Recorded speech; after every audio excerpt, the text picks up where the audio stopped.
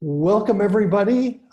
We are here with my dear friend Mark Anthony Dyson, who is the owner of the podcast, The Voice of Job Seekers. Did I get that right? That's right. And this is based on a presentation based on a blog post he did for who'd you do this for? I did it for the financialdiet.com. Okay. And this is a much needed topic. So feed your questions into the chat box, and I'm going to turn this over to Mark. And Mark spells his name M-A-R-K, so his mama didn't know how to spell. Thanks, Mark. And I just think that for the most of us, if we've been through a few recessions, we know eventually we'll revisit that scene from Forrest Gump, where it was storming and him and Lieutenant Dan were the only ones on the boat, and it looked bleak for our heroes for sure. If the epitaph was to read anything. But the next day, it was all clear, and all the ships had crashed and were damaged and were gone except for theirs. And that's what we think that the job market's going to be, right? We like to think that we're going to apply and all the competition is going to disappear. And therefore, we think that we kind of approach it that way. Well, unfortunately, it has been the exact opposite for us, where the job market has been saturated with competition because there's plenty of jobs to go around. So we thought until past couple of days. Now, I wrote the article way before the crash, and or not the crash, or is it the crash? Who knows? But before the pandemic, and that kind of changed a little bit. So I've been looking at my presentation and decided not to change anything because it's really important for us to set our mind on how we're going to approach our job search, not only as far as strategy, as far as applying, who to connect with. All that's included, but also we need to know some things on how to handle our negotiation before we get the first job interview, before you even start applying. In fact, if you are working and you're just kind of thinking about your next move, now's the time to start thinking about what are you looking for as far as salary. And you may have a number in mind, but really salary negotiation is kind of an anomaly because really it's about the salary compensation package. It's not about just getting that number and then being happy with everything else as being gravy.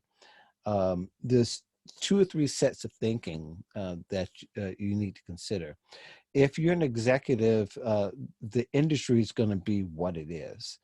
You're going to get the market rate, and you're negotiating other factors that are far more that beyond here. So you can probably sit back a little bit and relax until we get onto some of the other points later.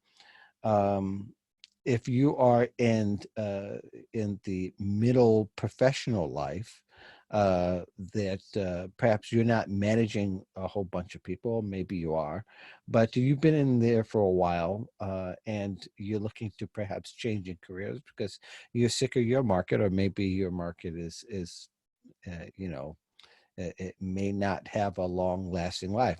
Whatever your situation is, a lot of these will apply. So you'll feel like some of these you've heard before, some of these might be a little bit new. I'm just trying to add a perspective to where, for a lot of you who are changing careers, who are old in the later half of life, and some of you have never negotiated salary. So this is what this is what it's geared towards, is really getting a fresh perspective and maybe a reboot on what you know about salary negotiation, because there are things and trends that have changed and you should be aware of it.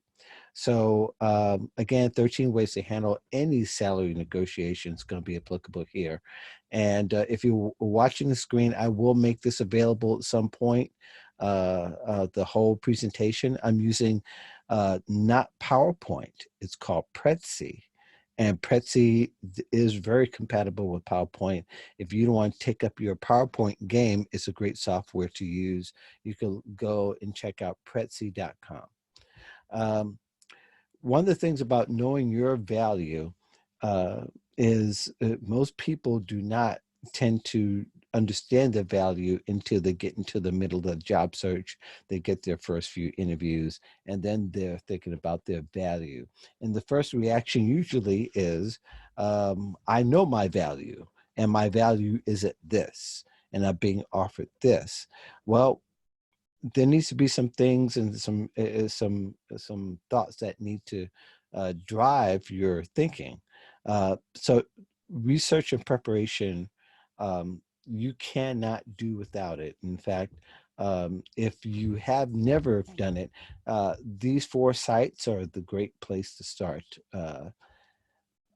PayScale particularly puts out a new guide every year. They're constantly studying the market, and they have many different ways to kind of look at your salary and salary adjustments across different platforms. There's many other places that you can also go.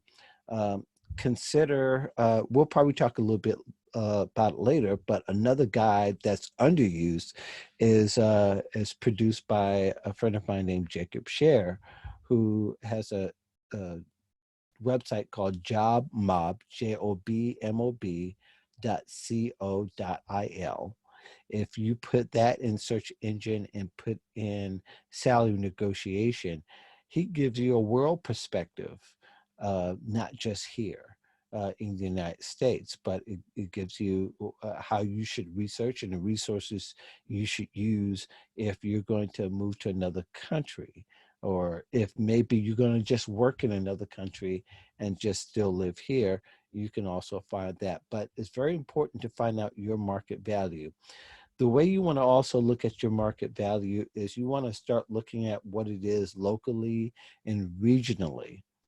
Um, a lot of people make mistakes in looking at their uh, job search and their negotiating tools as more as something that you've earned over the years, and what is you've known over the years may have changed since you've been in a job so long, and maybe you've been laid off, or you're fired, or that you were let go, or maybe you retired and you're rebooting your career. um, Salary changes, and it changes more often than you think. One of the things that you also should consider on the outset of your salary negotiation, your job search journey, is that you want to be sure that you are considering all aspects of the job search, not just one. Um, and one of the things that people often fail in is remembering how confidence really plays a big part of your of successfully negotiating a salary. Um, this graph here is from Robert Half, and you can probably put in Robert Half and negotiate salary if you want to look at it later. But since most of you have been established professionals and have been in the market for a long period of time, I want to draw your attention to a whole bunch of things, and perhaps we can have a lengthy discussion on this alone. But what I want to do was kind of just focus in on one part of this, and that is those big numbers there. What do they mean? Well, these are the percentage of workers who try to negotiate higher pay in their last job offer by gender and age. What's interesting is that people in the mid-range here are more likely to negotiate. Uh, than any other group. And this is one we're talking about here. Most of you are running between that 35 plus. But look, when as you get older, now that a lot of you are looking to not retire, you're looking to work, look what happens. You stop negotiating. 70% according to the survey that they've done. Now, there are other surveys that indicate a number of different things. Perhaps we can even break out um, between women and men, in which I'm not going to do for this particular one, but I'm looking at the older generation of folks who are looking to stay in the job market for more than 50 up to age 55 and even past 65. If you're one of those, you are one of the ones that are leaving money on the table. And that's something that has a lot to do with being confident, is that you're holding back and you're not taking pride in some of the experience that you've had. And confidence is something that is a major deal. In fact, I have a friend of mine who's a negotiation expert. Her name is Stacy Hawley. Uh, she addresses the fact that you shouldn't undervalue yourself. The company wants your experience and they want confidence that sells.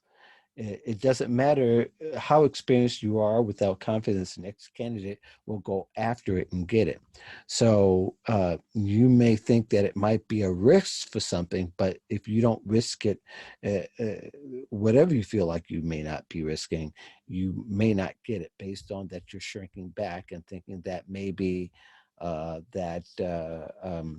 in this position, I don't have the experience, or especially if you're changing careers, or because I've been fired, or because all those things are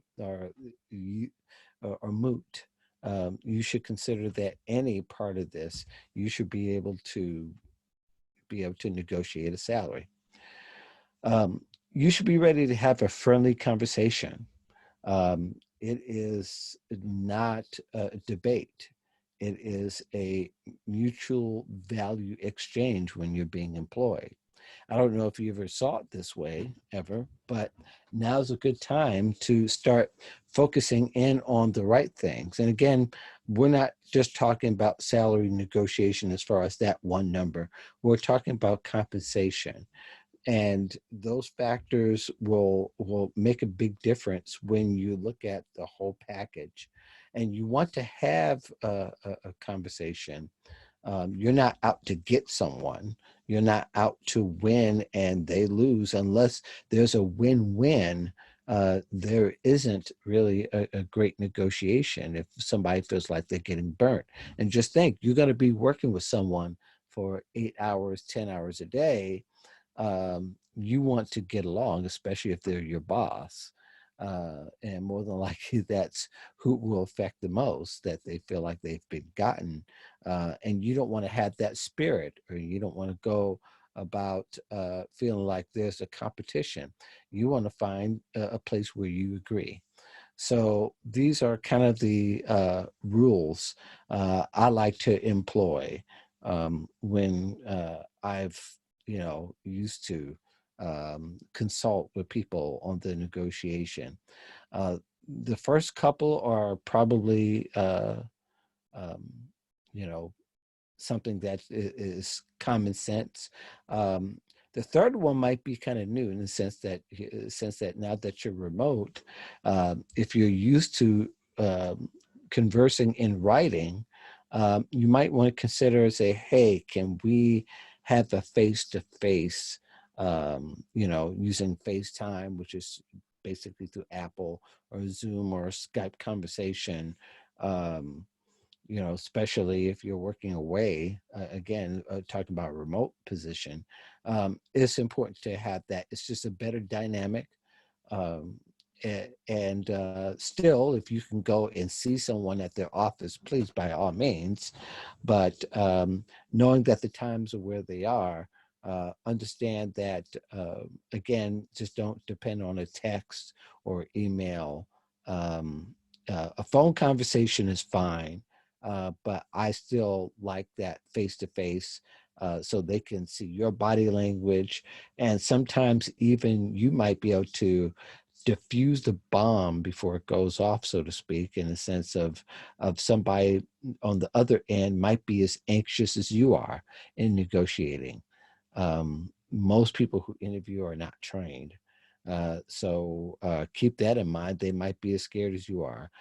Just be the one that you're going in for the win-win. And I think it will even, they'll even look at you much more favorably. Um, Now, again, we've talked about how it's more of negotiation, the package, than it is a number. And these are some things you can consider. When I make this available, this is where I didn't get the graphics from, but the article's there from salary.com, which is another place where you can go. Healthcare is something that you can negotiate other than just the cash. Um, there's some people who say wardrobe. That might be true if you have a specific, if you have specific uniforms. Do they pay for the uniforms or do you? You might want to clarify that if you're in one of those particular situations. And in the manufacturing the industry, that's common to have something that you have to wear as a regular uniform or shirt or some sort. Office space, people have done that. Um, Education is something you should really consider, and even more so, perhaps a professional development where you want to sharpen the tool set you have to add value for your job and even add value to your career. Um, why not try to get some things that where a company might be able to pay something where you can enhance your career aspirations on their dime, and also again add value to the employer. Again, keep in mind everything's about adding value to the employer, to where you can get the best package possible. Are you using equipment? That's something really that can be quite interesting conversation to have. They might be able to provide you a computer to use rather than use your personal resources, use theirs. It gets a little tricky when you talk about tax write-offs and things like that, and having to prove, um, you know, that you're using your own computer to 100% of it to for job use. um, that might be another conversation at whole, but all in all, there's some companies that will provide that for people, and to be able to use for for your job. But all those things, insurance is something else that people tend to negotiate, as well as travel. Um, there's a lot of different components, and the best thing again is when you're researching what is part of that, the standard in that particular industry. Does it require a lot of professional development? How much of the costs um, can they incur instead of yourself? Those are things to take in consideration. Mark, the Yes. question came in, could we negotiate compensation based on opting out of healthcare, i.e. you're already on Medicare? Yes. And there is a thing called, I forgot the name of it. It used to be called medical dollars, where you can get paid uh, uh, for as part of the copay. They would give you a certain yearly amount that you can earn up to. Um, there are there are some companies that even have a kind of, and I can't think of the name of it, but it's like a medical bank where they would give you a certain amount to be able to pay for some prescriptions, and maybe if you have, um, of course, it comes out of your money at times, but there might be a way for them to chip a little bit more into, especially if you have a larger family than a family for what basically a lot of the healthcare standards base it on. You might have a family of 7, or that you really do, or you might be caring at this point in your life for a spouse and grandparents and maybe a disabled child. Those are considerations where, yeah, you might want to decide to have a healthcare conversation, but you want to look at the company first and make sure you know what they're offering.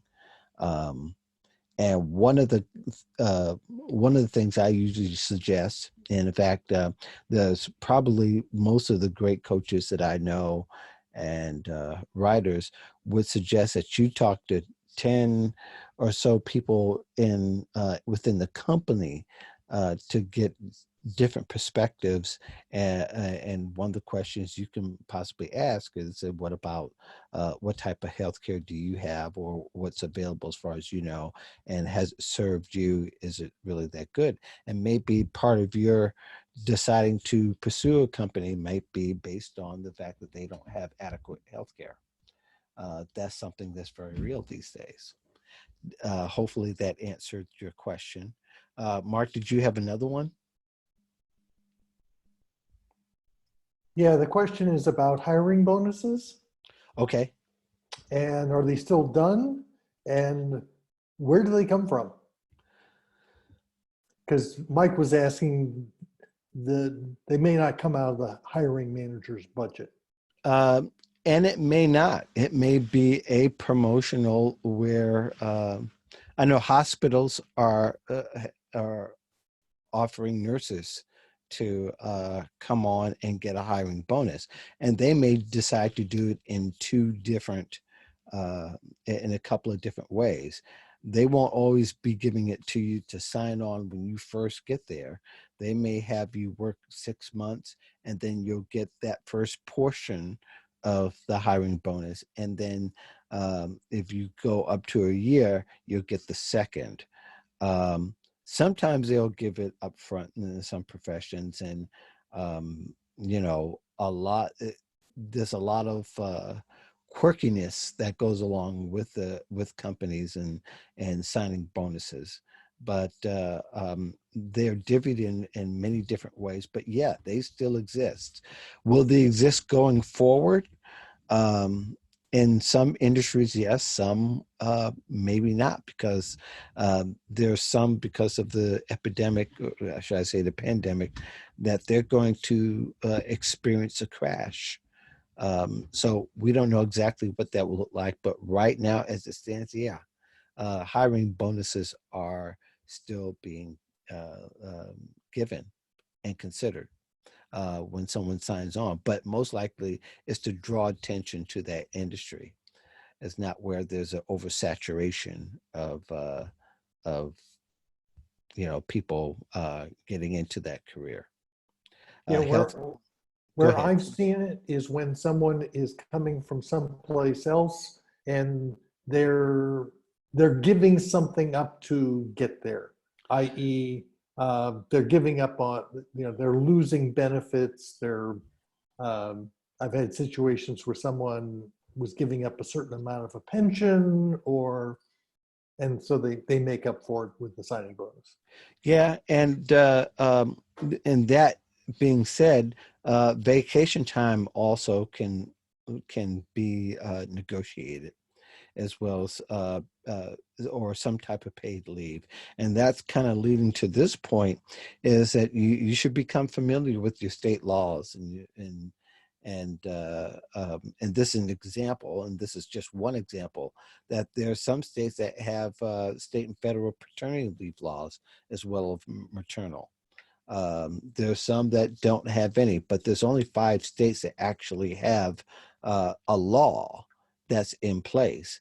And you should check on that law and maybe consider that as part of your negotiation. Because if your company doesn't have if the company doesn't have a standard, there might be a law. But at the same time, if there's not a law, then maybe that could be something built in as an attraction for them to sign you. Um, I think that's an important part, especially these days when there's many different types of leaves, because it's not just pregnancy leave anymore. If a child is sick or disabled, or if there's a parent that's disabled or sick, or even getting ready to pass, companies will make some allotment for that. But you have to be the one to mention it. It's not going to be the one. It's not going to just be given to you. You have to know the law, and if there's a law, and if there's not a law, is there precedents that have been passed throughout the company? Maybe the company is doing it anyway, but you should get familiar with that information. Again, using networking as a great tool, as well as the internet and LinkedIn, different groups and things to try to get that information. The more you know going in, the better.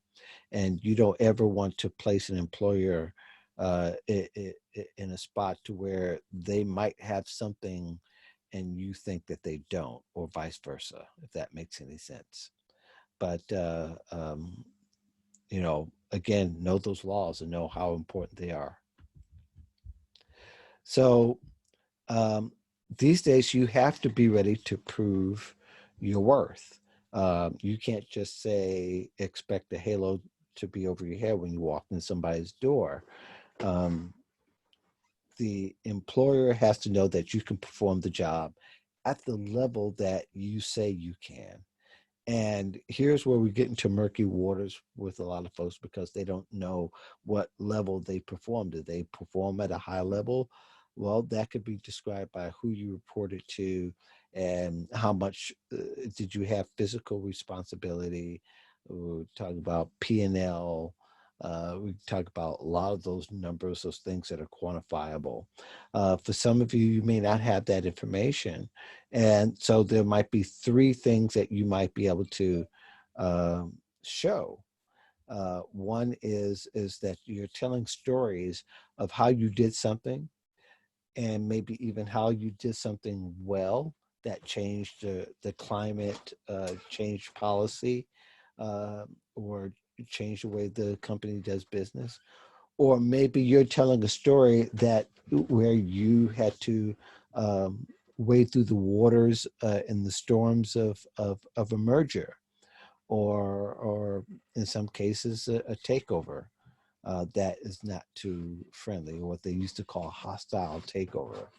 Um, or for the fact that maybe you were fired and that you found a way to get rehired, um, or or maybe you left the job and you became their consultant instead. Those are things can be proved by telling a well-crafted story. Perhaps you wrote about it, or you were interviewed on a TV station about it. That might be a very few people, but that does happen these days with podcasts.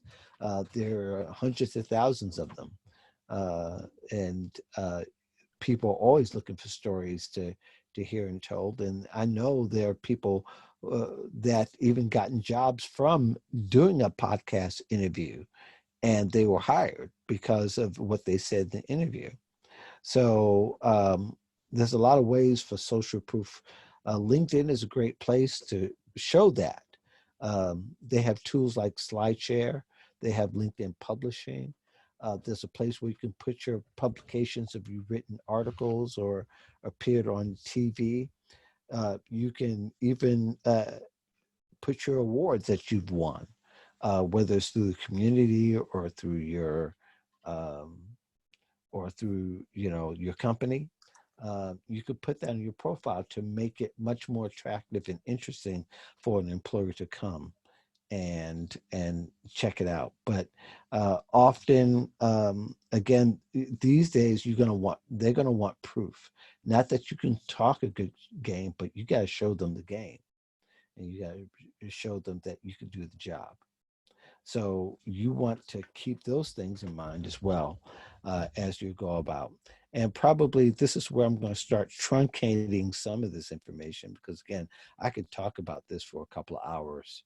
But you should be prepared on the outset of your job search, because sometimes there are employers that will ask that as the first question that they'll ask, is what kind of salary expectations. Um, and a lot of it does depend on your comfort level. And do you want to give them a range? Um, there's thought leaders who have that perspective on that. Is there actual number you made in the past? Now, I wouldn't recommend that, but maybe you might feel comfortable in doing that. Sometimes if it's too high, um, they'll just say, see you later. Uh, or they may look at you differently. No telling. So you want to be ready for that.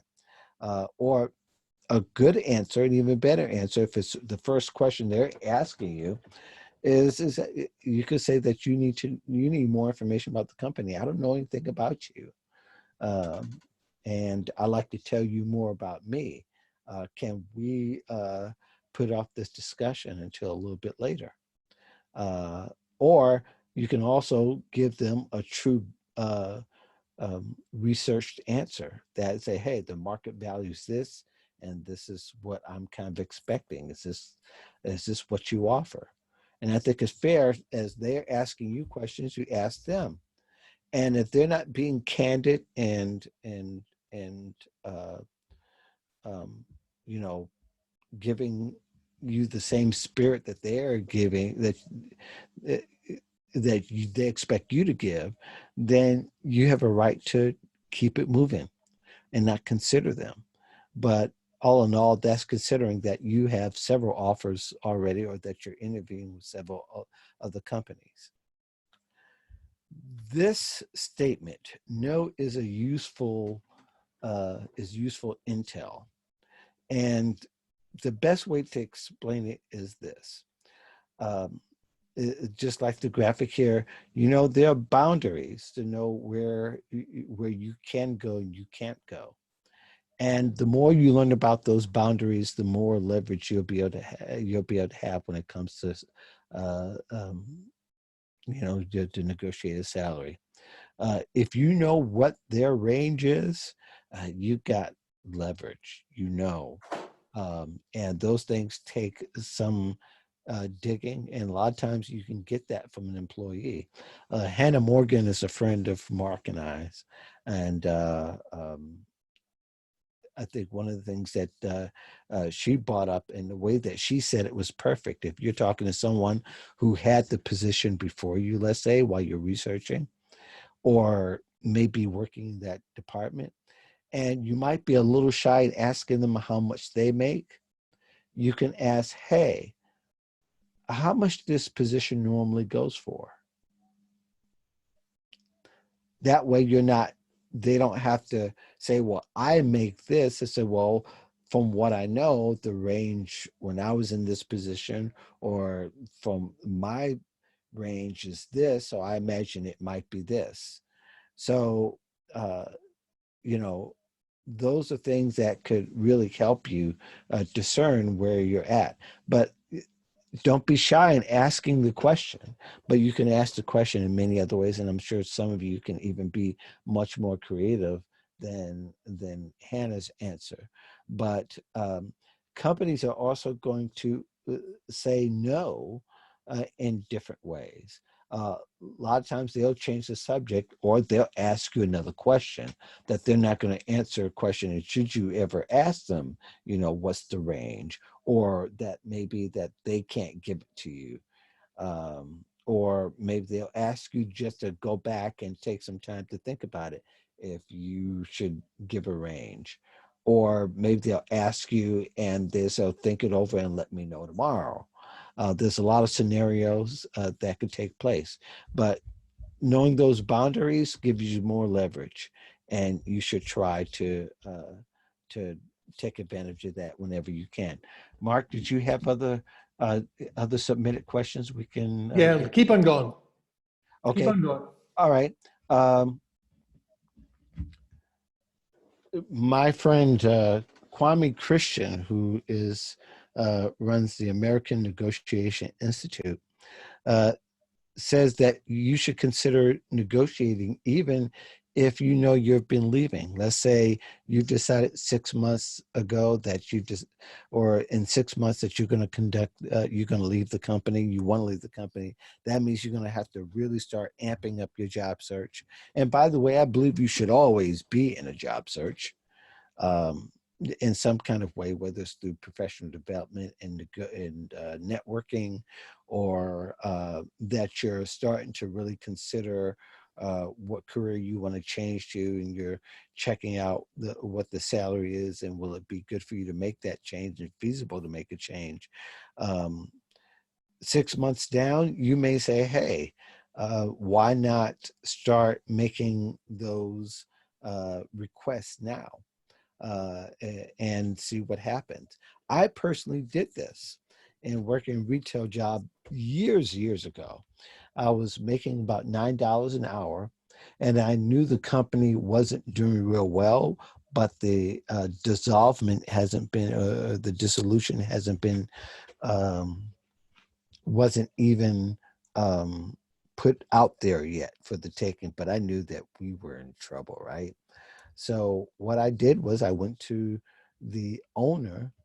I went past my manager. I told my manager what I was going to do, and he said, "Okay, cool," because I knew that I was a better negotiator than my manager was, and then we were a small company, so it was much easier to do that. You may have to kind of choose who you'll uh, need to talk to get the best result. But I went and presented my case. I knew that I had a great presentation to our clients. I was probably more knowledgeable than anybody about the products that we were selling. And I said, hey, and I asked for the number even. I said, instead of $9 an hour, I'm asking for 10.50. If I can get a hike, that'd be great. Um, this would make me feel great about the value I'm adding, et cetera, et cetera. And at first, he never said no. And this was interesting. He never said no. He said, well, he said, I could probably give to you, but you'll have to sign off on some this, that, and other, this, that, and other, this, that, and other. Something that was completely unnecessary. But, he wanted to show that he had leverage in that sense. I said, well, think about that. I think those things might be irrelevant to what ultimately I've been accomplishing throughout. But these, think about it. And it took 30 days for him to come back to me and says, you know what? I'm going to give you the raise, no ties whatsoever. And I was able to negotiate from 9 to 1. And that was a lot in retail back in those times, years ago. So all that to say, is that uh, Kwame, his saying was is that the floor becomes now the new ceiling.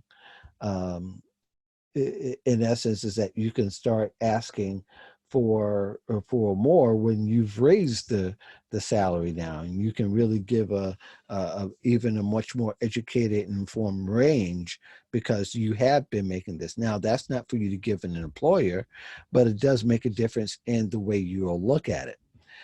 So there are situations, again, when you're getting ready to leave, it might be a year out, might be 6 months out. There's nothing wrong with asking for a raise right then where you are. At least that will help hold over until you can make the final leap to your next destination. So again, meaning that negotiation doesn't stop when you're hired. It means it'll continue. And we could talk a lot about performance reviews, raises, and things like that. A couple of things is one, still you'll need to do the research. Those things are, you'll need to know what the market value is when you start to ask, and it helps to know what the people around you are making. Um, that brings a whole lot more to the table for you to bring to the table, and being informed so that you're not asking an outrageous number where you can be laughed out the office. Um, there are times when okay is not okay, like the commercial, Um, you know, there are times when employers are taking too long, or that they're not offering something that's really good for you. You could take advantage of that situation in the sense of it bring you an opportunity to negotiate, and maybe that will help make it clearer. One of the things that I got from a friend of mine, Don Levy, he says, while you're waiting to get the offer, and they may be hedging, you can present them different ways that you add value. Just don't let that time go silent, because it's possible they may even forget about you, even if they think that you're the person, because they may move on to somebody else. So you want to take advantage of those opportunities, and whenever you can add value and show that you can add value, do so. Uh, I list a few of the ways that you can, but ultimately it could be as simple as sending a note saying, "Hey, I haven't heard from you in a while. Um, hope things are going well. I know you're busy, but hey, have you guys made a decision yet? If there's anything that you need to know about me, let me know. If there's anything else I can add." Um, you know, it, Don. Donnie just, he offers 20, a list of 20, 25 ways that you can add value, which I think is great, because that really shows that kind of uh, could put you over the top, so to speak, or it can give that person a little bit more thought to think about. And I list a few of the things that are here, but ultimately I like that list, because that means you're thinking forward. You're thinking of their needs. Of course, hopefully the ways that you're adding value is meeting the needs of them and not what you did for somebody else. And that way you can start getting that ball rolling. That may even quicken their decision. You know, again, okay is not okay, especially when people are in between candidates. You want to consider that you're competing for a job. You're not just waiting to be approved for a job. That's a part of it, but you're also competing, and you're competing till you walk into the door the first day. Um, Again, talk to people who had the position before you. Um, that really provides a whole ton of intel, and that never falls short of not getting you the answers that you're maybe looking for. Talk to the people around them. The uh, talk to the departments that would work with the position. Get familiar with them. That really helps your research, and it helps you be more informed. Um, and that's something you can even mention in an interview that will also increase your values. I know that you have challenges with the marketing department. That was a thing that, as a customer service manager or call center manager, I dealt with is always marketing, and that was always the end. If you can prove that you know how to work with the marketing department, that would seal the deal. So you just got to know where your sweet spot is as well. um, there are times when you're uh, you're displaced. um, there are times when you can actually, the company's dissolving, or they're merging, and they're cutting some departments, and maybe one of them had been yours. Don't forget that you can negotiate your separation package, and that you can try to get even something that's a little bit better than what they're offering. There's a couple of ins and outs regarding that. Maybe a couple of you've experienced where the company might have even done something wrong. and they're offering you a package so that you would not, that you wouldn't even approach the subject of even suing. Well, if you're planning to sue, then don't take the package. But if you're willing to go peacefully and quietly, they're probably going to offer something, of course, within reason, that's going to be better for you. So that's an opportunity for you to negotiate and get the best situation for yourself. And finally, uh, if all else fails, and Stacy says, as I referred to her earlier, she says that be ready to walk away. Um, if it's not something that somebody is not seeing your value, be ready to walk. That's one of your greatest leverages, that you'll have choices. I know many people don't like to negotiate because they don't have choices. They've been fired. They don't feel like they've been, and maybe it was their fault that they were fired, or maybe they were laid off because of a mistake that they made, or that their team made. You know, but that doesn't mean that you still don't have value. You still have the same value. So be ready and consider that as an option when you're getting ready to negotiate. So I know there's a bunch of questions. Perhaps we won't be able to get to them all, but like I said, I could have gone a whole lot longer Okay. on this. One of the questions is around being hired, being um, essentially being offered a lower salary because managers don't like hiring at the top of the salary level. Uh-huh. What do you have to say about that?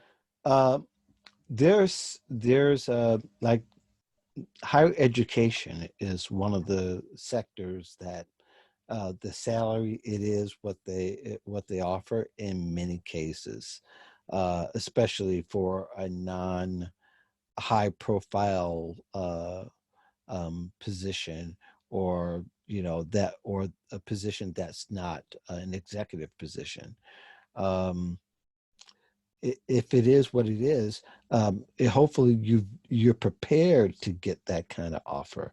Now, I would probably have other questions to ask other than that one that was submitted, but there's not just one answer to that. There's many different types of situations that could add up to that. But um, if it offers way too low, then maybe you need to ask yourself, what were you looking at, and perhaps what they're seeing, and maybe those two aren't the same.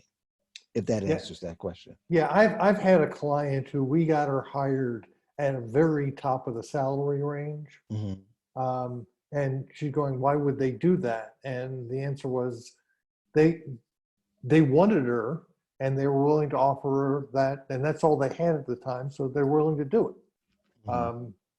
And a lot of the rules that you and I you applied 20 years ago with big companies, they'll do what they need to get the people they want. Sure, they will. Sure, they will. Now, did was she disappointed that she was offered the top of the salary? No, Or- no, she got the money she wanted. She got more than what she wanted, I imagine. Yeah, she got the money she wanted, Okay. and the fact was she wasn't going to get pay raises. And the answer is, I don't care about that. We'll worry about that in a year or Right. Right.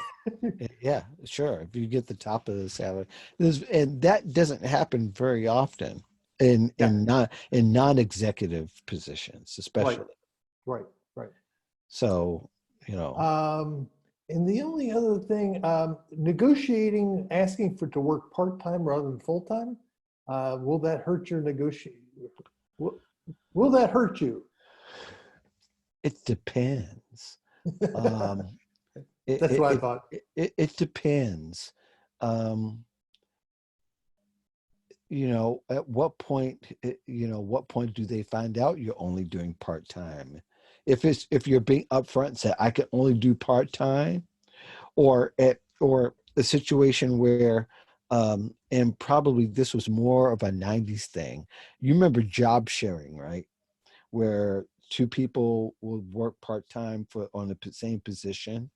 um, the American Medical had a situation like that, and that really worked well, where two people shared a training position, and in that particular instance, yeah, that kind of worked, but unless they have it funded as full time for a reason.